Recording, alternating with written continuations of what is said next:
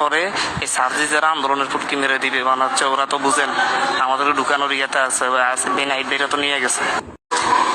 ভাই গুরুত্বপূর্ণ বিষয়, আমরা হচ্ছে কুয়েত মিত্র হসপিটালে সেখানে মোটামুটি আটকে আছি। আমাদেরকে এম্বাসি থেকে জানানো হয়েছে যে আপনার এই আমরা এখন সিকিউর না, আমাদেরকে মানে হচ্ছে আপনার করে আমরা এখন সিকিউর না, আমাদের নিরাপত্তা দিতে হবে। ওনারা আমাদের নিরাপত্তা দিতে চাচ্ছেন, ওনাদের এম্বাসি সেফ হাউস তৈরি করতে চাচ্ছে আমাদের জন্য।